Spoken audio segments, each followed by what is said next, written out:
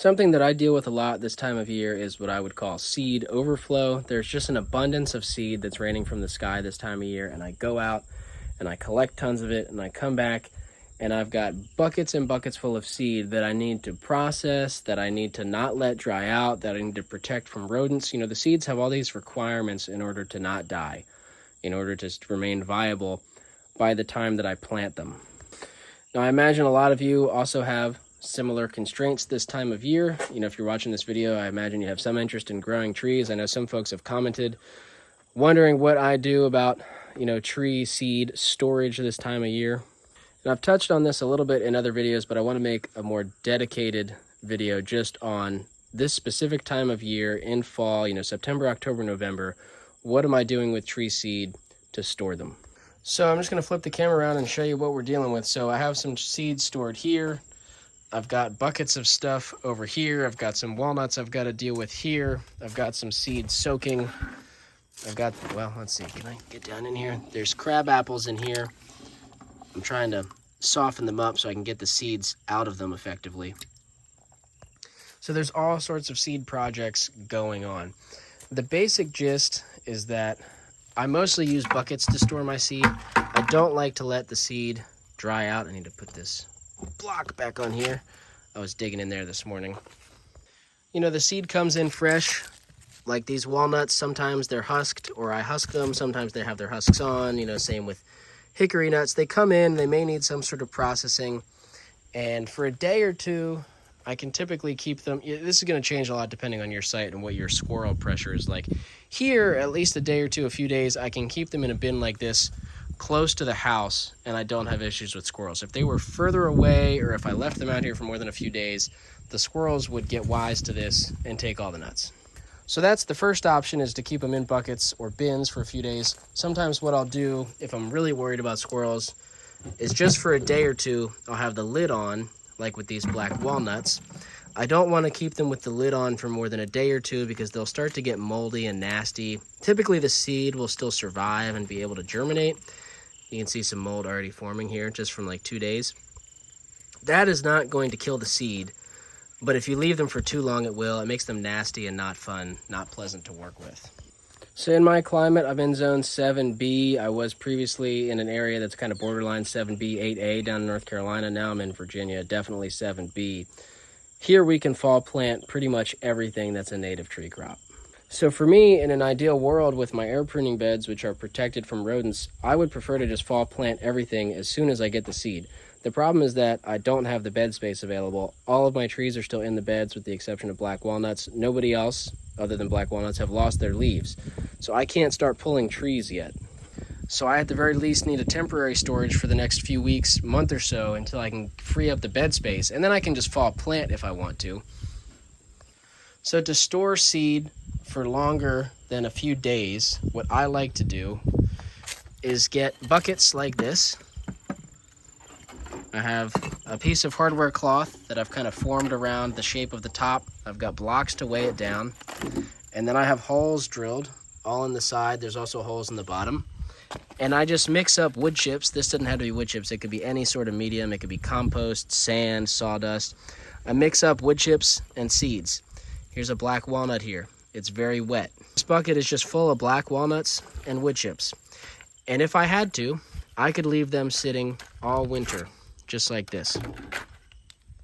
Like I said, in my situation, I would prefer to just get them fall planted, but they can sit for the early, middle, late, most of fall, they can sit just like this out by the house. If I'm going to keep them all winter like this, what I'll need to do is pile some mulch up around the sides to insulate them from really harsh freezing. They can freeze a little bit, but for all winter long, I want them somewhat insulated in wood chips. This hardware cloth screen is very important. I've used just regular lids in the past, and over winter, the squirrels will get wise to that and chew a hole through the lid. For folks further north than me, or in a much colder climate, zone 6, zone 5, zone 4, you may find it necessary to actually bury these buckets in the ground. You may find that just covering them with mulch does not insulate them enough. I know that up north some folks bury them into the ground. I tried burying my buckets into the ground the first year that I did this, and I did it in an area with clay, compacted soil. And in the wintertime, the water table comes up very high. And I found that by December, those buckets were submerged in water. I had them buried underground, and the water level came up so high that the seeds were just sitting in water inside of the buckets. So if you are going to bury them into the ground, make sure you have good, loose, well-draining soil where you're doing it, where the water table like that is not going to be an issue. And what I like about this method, buckets are kind of abundant in the waste stream. You can find some of these buckets, you can see these are new buckets that I purchased. But when I'm drilling holes, I tend to use old buckets that come out of the food supply system. These hold soy sauce and pickles, and restaurants use them and stuff. I'll pick them out of the trash, You can see one with all the holes already drilled in it here. You don't really want to go larger than a 1/4 inch. Like, these holes are kind of big. It is conceivably possible for a mouse to get through a hole that big. 1/4 inch and smaller is what I like to stick to for mice. When they're stored outside like this with they have good drainage with the holes, you don't really have to worry about watering them. You don't have to worry about them drying out because it'll rain on them and they'll hold moisture in the wood chips. I have a few under here that are not getting rained on, but these don't have holes in the buckets. So this is a really short term. I've got hazelnuts in here. Again, no holes because I don't have them out in the rain. I just had a decent level of moisture to begin with, and I check on them every week to make sure they're not drying out too much. I can remove this. If we do a little digging around in here, so we can see there's a hazelnut. Where'd they go? See the hazelnuts popping up? Hey, let's see if I can grab this one. Now, I don't know how you can tell through the video, but just by touching this, I can tell. It's still plenty moist. It's not sopping wet. It could be maybe a little bit more moist, but it's not dried out. Anyway, I'm just trying to outline that there's options, just for a short term. I wouldn't want to leave them in this bucket all winter because I don't want to be checking on moisture every week all winter. But just for a few weeks until I can free up bed space and get them planted, that's fine. I also sometimes use smaller buckets and containers. You can see this has bur oak and Hershey pecan seeds in it. And again, has some holes drilled in it. This could be left outside. Right now it's not, it's just sitting in here. These are a bunch of caps from the bur oak. That's pretty much all there is to it. My solutions are fairly simple. It still gets overwhelming. Like I said, there's just a lot of seed, and they have these requirements. I have to keep them protected from rodents. I have to not let most of them dry out. There's a lot of processing, like getting the seeds out of those crab apples, getting the seeds out of persimmons, getting the husks off walnuts. There's just a lot of steps in the process. I'm trying to find. Right here in this bucket, I've got some persimmon some persimmon fruit that's been mashed up and is fermenting. I'm gonna try to get all the seed processed and cleaned out of this. Just goes to show there's just many activities going on at once. Persimmons, crab apples, black walnuts. I was getting bur oak caps off the other day, So anyway, it comes down to it's simple solution. It's buckets with holes, it's hardware cloth, it's blocks, to weigh down the tops of the buckets. But as you increase the number of seed that you have and the number of species that you have, it gets very complicated very fast. Maybe I shouldn't say very complicated, but it gets complicated. It can feel overwhelming. These are the strategies that I use. There's all sorts of little nuances like the white oak seeds that want to sprout in the fall, so you have to make bed space available for them to get them planted as quick as possible. The pawpaw seed that do not like to dry out at all. A lot of these other seeds, the walnuts, the oaks, the hickories, if they dry out a little bit, it's not the end of the world. They'll live through that. But pawpaw seed, if they dry out, they're donezo. Persimmon seed, they can dry out a little bit. It's not a problem. If they dry out excessively, like for all winter, that would probably be bad. But just for a few weeks, a month, if they get kind of dry, probably not the end of the world. The last thing I'll talk about has to do with storing seeds in the fridge. This is something I do. I don't do this a ton, but I just pretty much put things in bags. This could be jars, whatever. Like here's some pokeweed seed. I have them in a bag with some sand. You don't have to have sand. Willow loves the fridge, by the way. She's trying to jump in here with me. You don't have to have a medium like sand, but you can. What I find is, and this is a good example right here, when you see big drops of water like this, that's a sign that this is perhaps a little bit too wet. This is kind of borderline. What you want, but see over here, there's no water. There's no big water droplets. It's okay to see a little bit of condensation in the bag. Moisture is really critical in the fridge. If you have things too wet in the fridge, even just a little bit too wet, you'll get mold. So it's taken me a long time to learn this, but that's basically what I've learned is a little bit of condensation is okay. Anything beyond that is way too wet. These are spice bush seeds. in here. And so it's a good idea to keep an eye on seeds in the fridge, because if you get, like, there's no mold on these seeds right now, but if you get surface mold and you catch it quick, you can rub it off with your finger.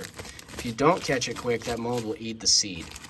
I like to definitely err on the side of a little bit drier in the fridge as opposed to a little bit wet. You know, not completely dry, but drier compared to the buckets that are out here. These can be much more wet because there's airflow through here preventing mold.